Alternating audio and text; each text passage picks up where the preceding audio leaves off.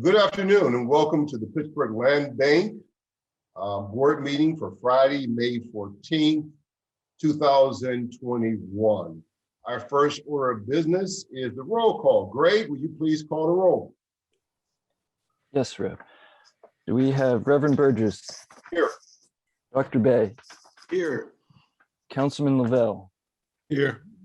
Councilwoman Kell Smith? Senator Fontana? Here. Director Wilson? Here. Director Mazza? Here. Director Anderson?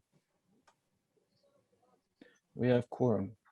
Thank you very much. Our next order of business is the minutes of the April meeting. They've been given to you. I need a motion to approve the minutes. So moved. Need a second. Any conversation? See no conversation. All those in favor signify by saying aye. Aye. Opposers, nay.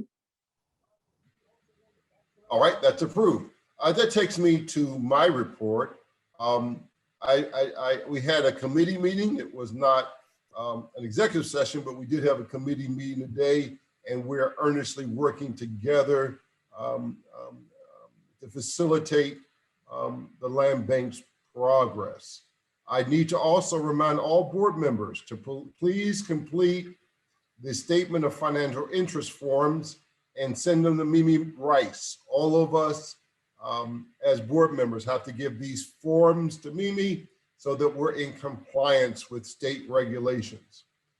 With those overview as the chair, I will now turn this section of the meeting over to our executive director, Ms. Walker. It's in your hands.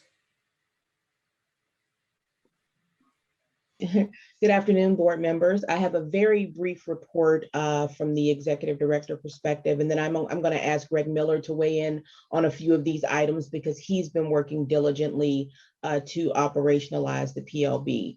The first item, which is pretty exciting, is the onboarding of a post fellow, are entering into the application phase to bring on a post fellow for the PLB. The goal here is to work with this post fellow to support the day-to-day operations and the overall work plan of the PLB. So we are adding some additional capacity here. We did submit the application on May 7th, and they are slated to be selected in July with a start date of September. And so what's nice about the utilization of a post fellow is that's about 35 service hours per week. They get Wednesday afternoons off to work on their post fellowship professional development, but the rest of that time will be dedicated to working with Greg Miller as the PLB's manager, and they will use this as a capstone project, and the objectives will mutually satisfy the PLB work plan. So this is a wonderful opportunity to bring some additional capacity and to cultivate talent here in the region in hopes of keeping them here in Pittsburgh. So the just for to give the board some indication of cost, it's about $20,000 to bring on a post fellow.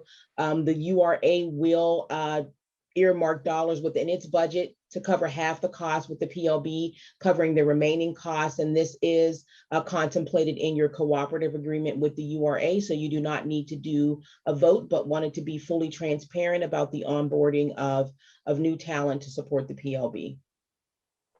Are there any questions? All right.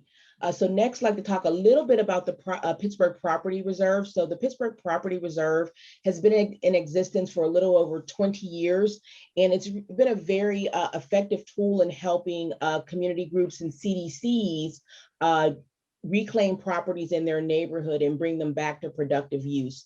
And so the goal here is to look at ways and strategies to improve the property reserve now that we have a land bank that is starting to become functional. So there are numerous properties in the property reserve that we believe will be excellent candidates for PLB, because we can help to resolve title issues and other property constraints to expedite handing these properties over to the community groups that have had claim on them for sometimes many years. And so we are going to work closely with the city to identify these properties. We are also working with the CDCs and the neighborhoods to understand what the priorities are and which properties are ready to be pulled from that property reserve, but might require a little bit more capacity and technical assistance in order to pull them out. So Greg Miller will be working very closely with the Vacant Property Working Group, as well as PCRG, to understand what those priorities are and how to, again, use the fact that the land bank is starting to get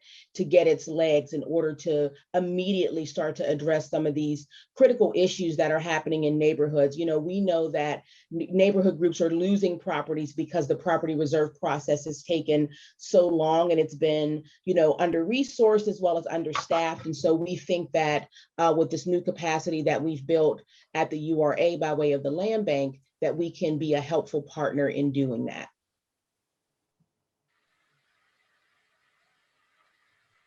All right, you can move to the next slide. All right, so Greg, I'm going to ask you to speak up here and talk a little bit about what you've been doing in your car, literally riding around and getting familiarized with neighborhoods and where these properties are. So talk a little bit to the board and the public about your site visits. Yep. Thank you, Diamante. So yes, members of the board, I just wanted to give you an update. Basically, you know, in my plan moving forward, I visited several properties that, you know, are either in the URA's portfolio or in the property reserves portfolio on May 4th to really think about, you know, these are great candidates for the PLB for a number of reasons, just because, you know, they're in areas throughout the neighborhoods that we've identified that have expressed interest in really moving vacant property and improving sort of the overall quality and of these neighborhoods. But more importantly, I think for my site visits, I really needed to get a better sense of just kind of this on the ground empirical data of what is the neighborhood context, how are people circulating in and around these properties, and just really, you know, what is the neighborhood fabric. So, you know, gathering that sort of information helps me come back to the drawing board and working with different community stakeholders and CDCs and really with the city to help inform our decision making and how we can be better advocates for you know, recycling this land more efficiently. And so again, like Diamante mentioned, you know, very on the ground, love to get a great sense of how the neighborhoods are working, but I plan to do these over the coming months to really just, you know, experience these firsthand, these properties and these neighborhoods firsthand, and how we can inform our decision making. So as Greg said, he will be taking an on-the-ground approach to do some empirical analysis and to really understand from the community's lens, you know, what the priorities are and where it makes sense to start. We have a couple of updates on specific properties that are of interest to the land bank right now. So Greg, provide an update on 6 Boggs Avenue. I'm particularly excited about this one. Yes. So again, this was part of my visit on May 4th, but this is, like Diamante has said, this is an exciting update because I visited the property with a few cleanup contractors, evaluated the work that's needed. You know, this picture right here is kind of a snapshot of the condition that we're looking at. The bones of the building are, you know, it's a great building. It's in really nice shape. You know, there's not much structural work that needs to be done. It's just a lot of cosmetic cleanup work. But we think that this particular property is in a nice area within the neighborhood, locational wise, but also with its potential use. You know, it could be a nice ground floor, non-residential community facility space with residential opportunities on the upper floors. But the land bank has received estimates for the cleanup work and will begin evaluating the next steps in terms of, you know, selecting a contractor to really advance the cleanup work and get this property ready to be viewed by interested parties. And so to that end, we'll be closely working with Councilwoman Kell Smith and community stakeholders so that we can have a better informed decision about, you know, who should occupy this space and what sort of best uses can complement the neighborhood. Any questions about the 6 Boggs?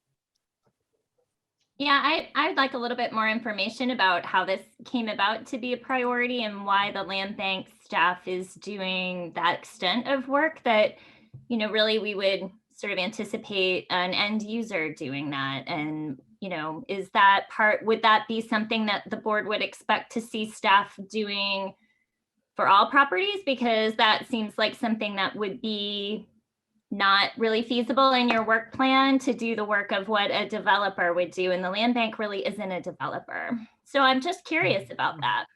So I think that for clarification's sake, I think that, and Julie, please weigh in here because I'm not as close to the day-to-day of how this one particularly came about. So one of the things that we've talked to the board about are low-hanging fruit opportunities to bring properties back to productive use. Councilwoman Kale Smith identified this as a potential one to look at in her district for the URA.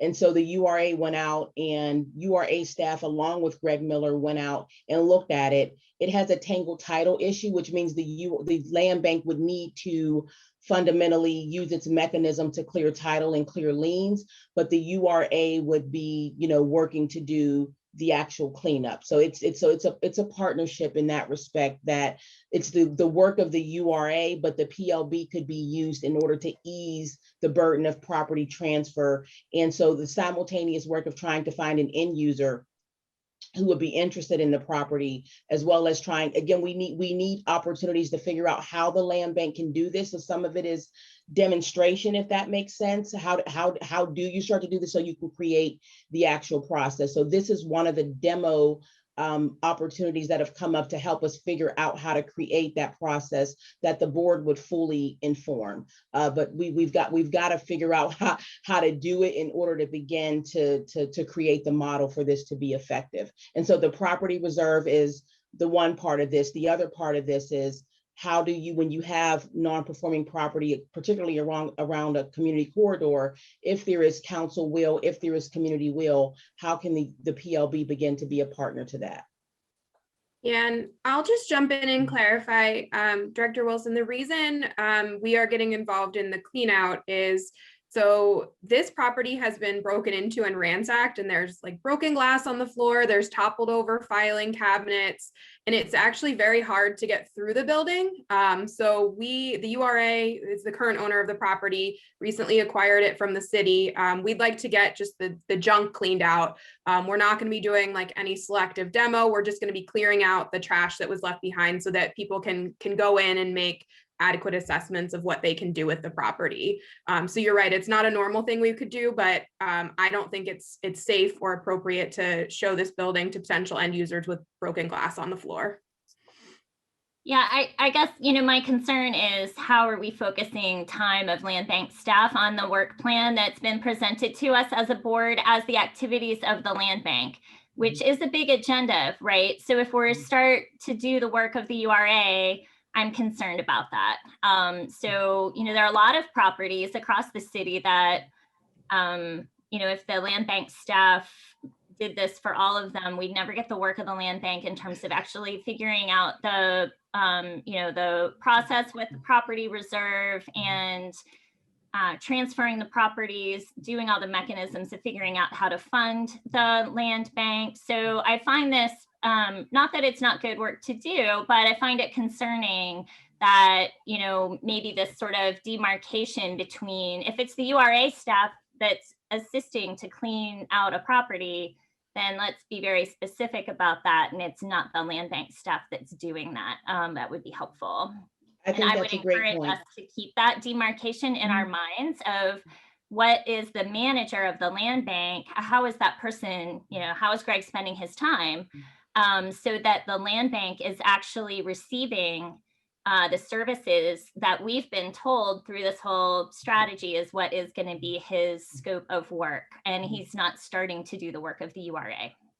No, I think that's a great point, and I think the line of demarcation is very important. I think the other thing to note is that this is actually within the work plan that was proposed to the board that the board signed off on. So identifying URA properties that would become demonstration cases for the PLB. That is why Greg is involved, because this is one of the properties that was in the work plan to say what are the low-hanging fruit opportunities where the PLB could engage. And we at the same time had to secure community interest as well as council interest. And so all of those three things were done, but it's a URA owned property that is envisioned in that first 50 property capture. So that is why Greg is involved.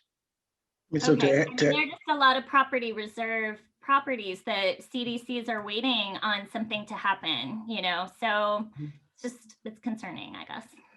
I mean, and as the first property, as the precedent, what are we expecting afterwards? How sustainable is this model? Right.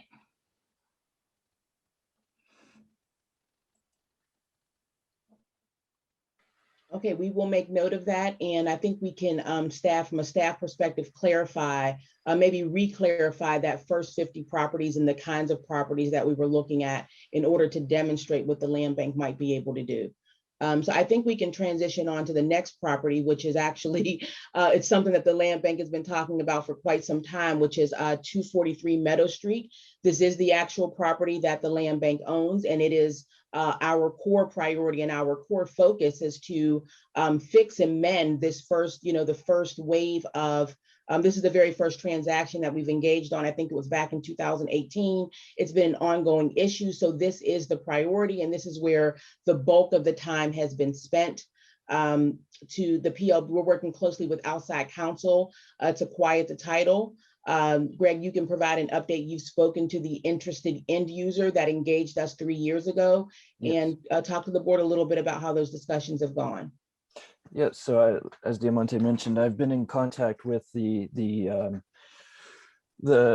party that has been interested in this property for a number of years, and I actually have a meeting set up next week to continue those conversations with them and really just walk them through kind of where the land bank is with our process in terms of quieting the outstanding issues with the property, and then what those next steps after we actually get the property quieted, what are the next steps for them in terms of the engagement and how they can actually, still be included in this process, and then hopefully, at the end of everything, realize this is their property. So again, having him, I've been in contact with them all week, and then next week I have a meeting scheduled on Monday to have a phone call with the interested party. All right. All right.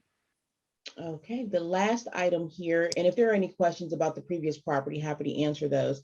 The last one is just a very minor intergovernmental update. We've been working very closely with the 3 taxing bodies over the past few months to try to gain consensus about the next steps to recycle land more efficiently. We know that in order to have a functional land bank, you need to be cooperative and in good standing by way of relationship with the 3 taxing bodies. So we've had very helpful discussions with the school board, with the county, and we, currently actively work with the city. So Senator Fontana will actually provide some updates later in the meeting to talk about MICDL and some of the progress that's been made here. So that concludes my report. Happy to answer any questions the board might have.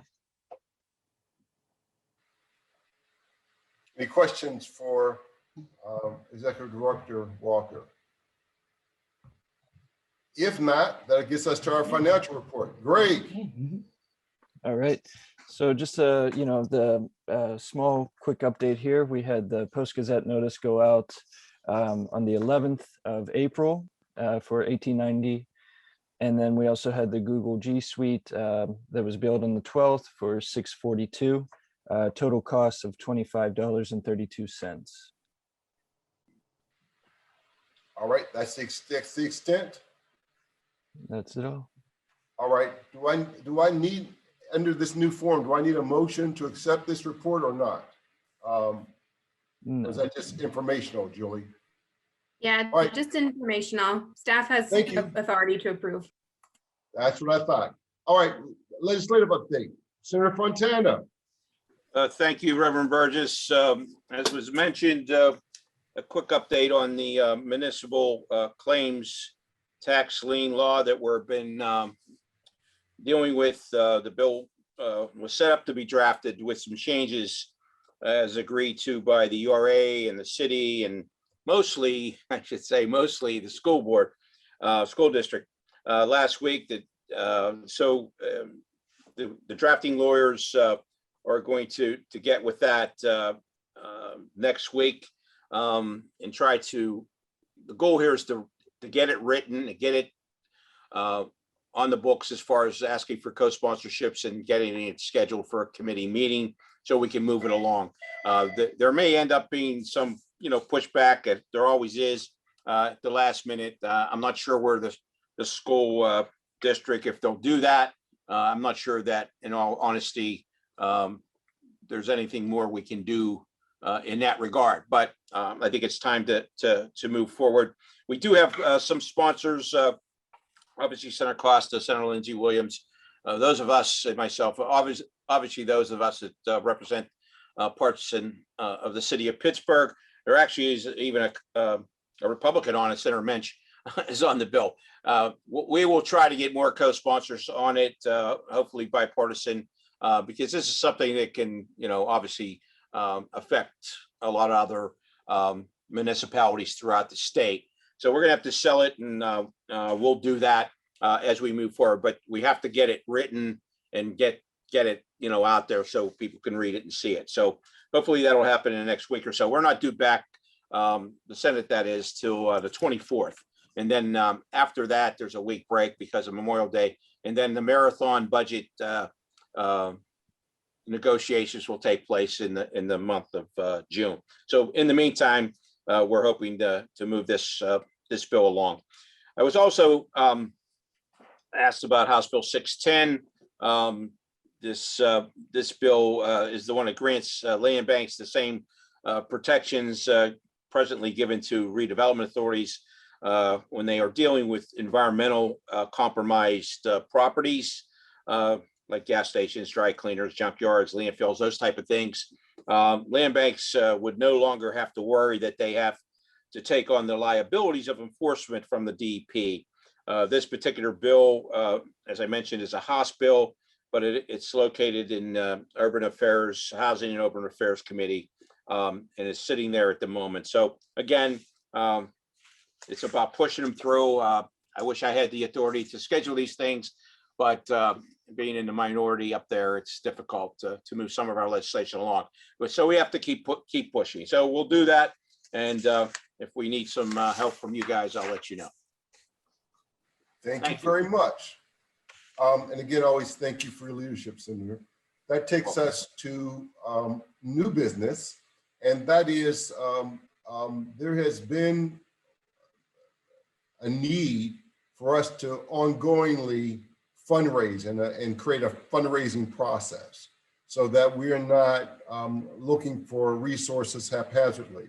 Some of those, I believe, resources must come from the city. And so we need to do that so that over the next 5 to 10 years, we have, and I think that's going to be important. We find a steady, and as we looked at other land banks and talked to other land banks, most of them have figured out that they're successful. And in fact, when we had the consultant come talk to us and had almost our initial retreat, she talked about from the very beginning of having to have a dedicated stream of revenue, right? That there needs to be a designated stream. And so I want to begin this process by having, and recommended by staff, of having a fundraising committee. Now, I need to have, before I ask the motion for it, I need to have some sense of it. Diamante, would this be this fundraising committee in your mind? Is this only board members? Is it a combination of people? Or are there people who are not, on the board who participate? Tell me your thoughts on this composition. So my thought is that I would, I would recommend doing an initiation of board members as the fundraising committee, the core committee, to put together, sort of a general framework. And then I think for full transparency and for optimal engagement, we bring some other folks that have some understanding or some knowledge around this area to the table, and make sure that we have some level of community representation there as well. I think that could be very impactful and very effective. All right, so I will entertain a motion from the board of creating a fundraising committee. So move. Need a second? Second. Any conversations about establishing the committee? If not, all those in favor signify by saying aye. Aye. Opposers, nay. I will volunteer to be its first participant. And just so other members may want to ask to participate. And so we just can't have, I think, more than 4 of us. But if there are other members, either now or in the present, you don't have to do it now, who want to participate in the fundraising commission, I think our treasurer absolutely should be, I'm going to start appointing, the treasurer should absolutely be on the committee, and then we need others from there. And I think that's a good start. And at least we can begin to do the city stuff of looking at some city resources that have been brought to our attention. Yeah. Okay. There is no more public comment. I do want to say something at the end of the meeting if there is no other conversation from any other members. And so, as all of you know, the city of Pittsburgh has received money from the federal government that we will get in 2 installments as part of our recovery, one this year, one next year. Councilman Lavelle and I are absolutely in agreement, and we have voiced this to the administration and voiced this to council, that one of the most effective things that we can do with these resources is to put them into transformational brick and mortar projects, right? Where people can see and feel the weight of the city, right? Where, although important, staff is important, people don't see that. They don't feel that as much. But when you put new housing, new businesses, new infrastructure into a community, they see it, experience. When you tear down, and this is something, and I talked about this in when we first started doing the land bank, and even in my campaign. The number one call I get in my office is not violence. Even though I represent the poorest area in the city, is not violence. It's not even employment. You would think it would be, crime or employment. It's not. The number one call I get every year is on blight. It's on, overgrown bushes and vacant lots. It's the number one call we get. And the thing I've imagined residents, and I do want to challenge the land bank to think about it. Imagine, take any block in our city, pick one, and imagine if every single parcel was properly taken care of. If there was abandoned houses, they were either torn down or boarded up. And especially in our poor communities, imagine how that would impact their quality of life if every single parcel on the block they live in was somehow maintained. And although that is not the short-term goal of the land bank, I do think it is the long-term goal of the land bank, in partner with the city, in partnership with the URA, not just to build these kind of big things, but to, on the day-to-day level, making sure that every resident in their community, in their neighborhood, have a high quality of life. And I think we can be indispensable to that motion. So to that notion and to that process. And so I just want to do a little vision casting today. Is there anything else from members? If not, I'll entertain a motion to There's no public comment at the end. I need a motion to adjourn the meeting. Move. Need a second. Second. All in favor, signify by saying aye. Aye. Those opposed, we are adjourned. Thank you, everybody.